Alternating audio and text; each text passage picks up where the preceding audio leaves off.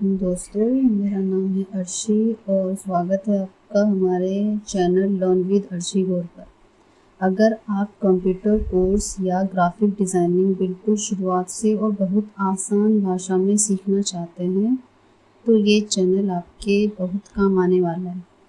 आज की वीडियो में हम सीखेंगे माइक्रोसॉफ्ट एक्सेल का बेसिक इंट्रोडक्शन। आज हम जानेंगे कि एक्सेल क्या है, इसका इस्तेमाल कहाँ होता है और इसमें रोज़ाना काम कैसे किया जाता है। तो चलिए बिना किसी देरी के चलते हैं सीधे हमारे कंप्यूटर स्क्रीन पर और एक्सेल को शुरू से सीखते हैं। तो सबसे पहले हमें क्या करना है, स्टार्टिंग बटन पे जाना है और यहाँ हमें सर्च करना है एक्सेल।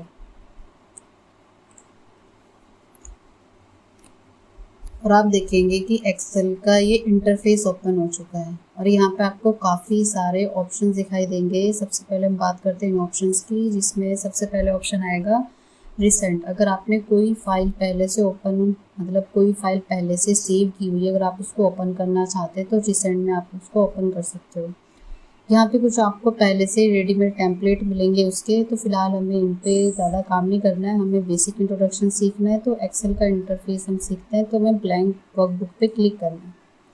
तो जैसे आप इस पर क्लिक करोगे तो एक्सेल का ये इंटरफेस ओपन होगा, जैसा कि आप देख ही सकते हो। तो सबसे पहले हम बात करते हैं कि एक्सेल क्या है। एक्सेल एक सॉफ्टवेयर है और जिसका हम यूज़ करते हैं एक्सेल अकाउंटिंग वर्क के लिए। तो इसको सीखने के लिए सबसे पहले हम इसका इंटरफेस जान लेते हैं। तो सबसे पहले आप देखोगे कि जो टॉप में सबसे ऊपर जो आ रहा है इसको बोलते हैं टाइटल बार, और टाइटल बार 4 पार्ट्स में डिवाइड होती है। सबसे पहले आता है सॉफ्टवेयर का आइकन, ये क्विक एक्सेस टूल बार होती है, जैसे उसको सेव करना, अंडू करना, कट कॉपी पेस्ट करना, सेव करना, प्रिंट करना। उसके बाद जो उसका दूसरा पार्ट है वो है बुक 1, क्योंकि एक्सेल के अंदर हम वर्क बुक बनाते हैं, इसीलिए इसकी फाइल का जो पहले से नाम मिलता है वो बुक 1 है। और ये तब तक लिखा होगा जब तक आप फाइल सेव ना कर दें। जब आप फाइल सेव कर दोगे तो यहाँ आपकी फाइल का नाम आएगा। उसके बाद यहाँ पे लिखा है एक्सेल, मतलब सॉफ्टवेयर का नाम जिस सॉफ्टवेयर पे आप काम कर रहे हो। और ये कंट्रोलिंग बटन होंगे। कंट्रोलिंग बटन में पहला आता है मिनिमाइज, मतलब विंडो को हाइड करना, और नीचे टास्क बार में पहुँच जाएगा और यहीं से आप क्या कर सकते हो, उसको मैक्सिमाइज कर सकते हो। ये रिस्टोर बटन होता है विंडो का साइज छोटा बड़ा करने के लिए, और एक क्लोज विंडो को बंद करने के लिए। उसके बाद यहाँ पे आपको कुछ मेन्यू मिलेंगे जहाँ से हम इसको ऑप्शंस को अप्लाई करेंगे, एक एक करके इनको हम पढ़ने वाले हैं। उसके बाद जो नीचे आपको ये रो दिखाई दे रही है इसको बोलते हैं यहाँ पर नेम बॉक्स, और ये होता है फॉर्मूला बार। और इन दोनों का काम क्या होता है वो समझिए। तो उसके बाद नीचे यहाँ पे दिखाई दे रहे हैं अल्फ़ाबेट। इन अल्फ़ाबेट को बोलते हैं कॉलम हेड और इनको बोलते हैं रो हेड। ये जो वर्टिकल होता है इसको बोलते हैं कॉलम और ये होता है रो। तो ये जो अल्फ़ाबेट है इनको कॉलम हेड और ये रो हेड।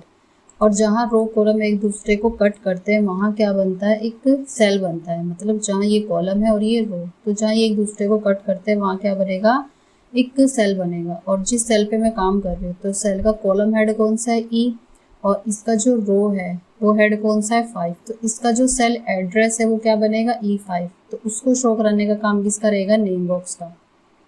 जिस सेल पे आप काम कर रहे हो उस सेल का एड्रेस शो कराएगा नेम बॉक्स। उसके बाद ये फॉर्मूला बार है। फॉर्मूला बार का काम होता है कि जैसे अगर मैं इस सेल पे काम कर रही हूँ तो इस सेल के अंदर अगर मैंने कोई भी टेक्स्ट लिखा है, कोई भी नंबर लिखा है, तो जैसे हम कोई भी टेक्स्ट या नंबर लिखते हैं तो आप देखोगे ये सारे ऑप्शन ऑफ हो जाते हैं। तो हमें क्या करना पड़ेगा, एंटर या किसी भी दूसरे सेल में क्लिक कर दो। जैसे ही एंटर करोगे सारे ऑप्शन ऑन हो जाएंगे, तो वापस इस पर क्लिक करेंगे तो नंबर या टेक्स्ट को या फॉर्मूले को शो कराने का काम, या फॉर्मूले को एडिट करना, फॉर्मूला लगाना, ये सारे काम किसके रहते हैं, फॉर्मूला बार के।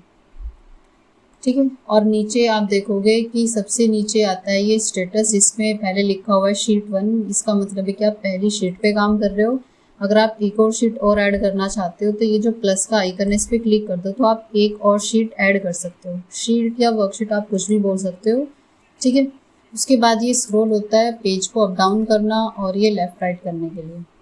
ठीक है। नीचे ये जूम आता है कि आप अपने विंडो को कितना ज़्यादा जूम करना चाहते हो और कितना कम जूम करना चाहते हो।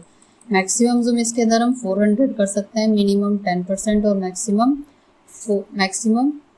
400%। ठीक है।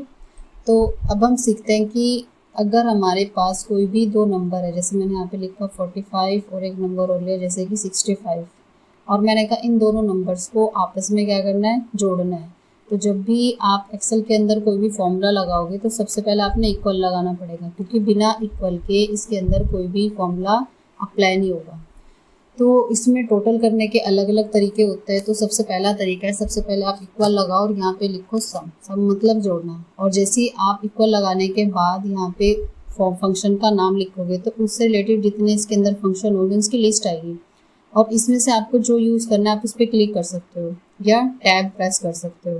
तो फिलहाल तो हमें सम का यूज़ करना है, तो मैंने इस पर क्या किया, क्लिक किया। तो जैसे आप इस पर क्लिक करोगे तो नीचे आपको ये बताएगा कि इस फंक्शन में आपको क्या करना है। तो यहाँ पे बोल रहा है नंबर 1, नंबर 2 या नंबर 3। तो मेरे पास जितने नंबर हैं मैं एक एक करके या इन सबको एक साथ सिलेक्ट कर सकते हैं। ये बता रहा है कि आपने D5 से E5 तक रेंज मतलब होता है सिलेक्ट करना है। जो आपको ब्लू और ग्रीन कलर में दिखाई दे रहा है इसको बोलते हैं रेंज।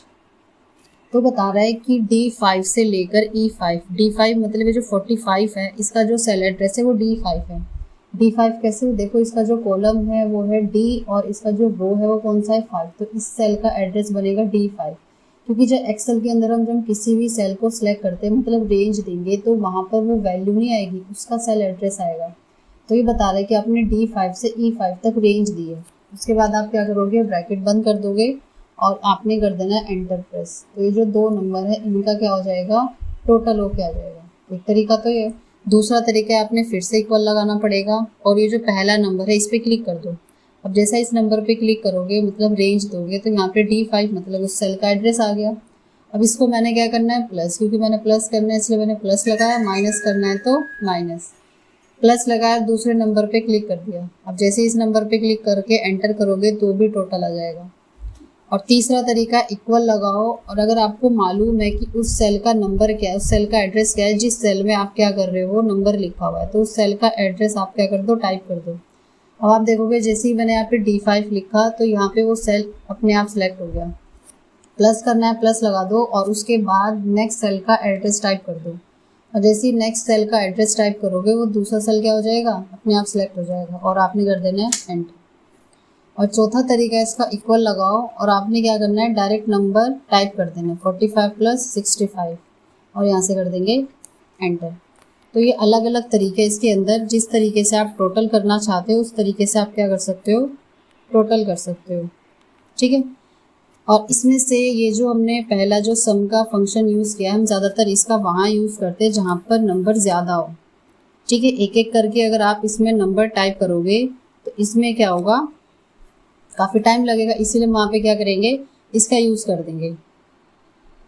ठीक है, इस तरीके से। बाकी अगर आपके पास कम नंबर है तो आप इस वाले फंक्शन का यूज़ कर सकते हो। अगर आप इस फंक्शन का यूज़ करोगे तो इसमें क्या होगा, देखो अगर मैं यहाँ नंबर में चेंज करूँ, जैसे मैंने यहाँ पे 45 लिखा हुआ है, 45 की जगह मैंने 88 कर दिया, तो देखो इन तीनों में चेंज होगा। पर ये जो मैंने यहाँ पे इनमें तो सेल एड्रेस डाला था, इनमें जिनमें सेल एड्रेस डाला था उसमें अगर नंबर में चेंज करोगे तो फॉर्मूले में अपने आप चेंज हो जाएगा।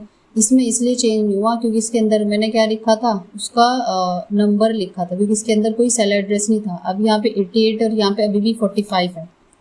ठीक है, इस वजह से आप इस फॉर्मूले को यूज़ नहीं करेंगे।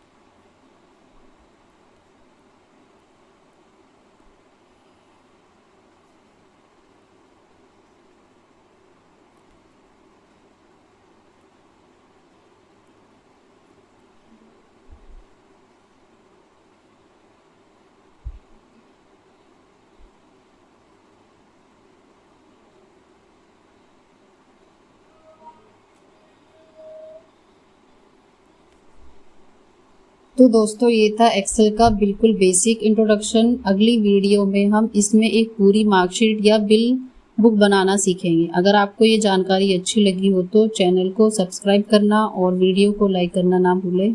अस्सलाम वालेकुम।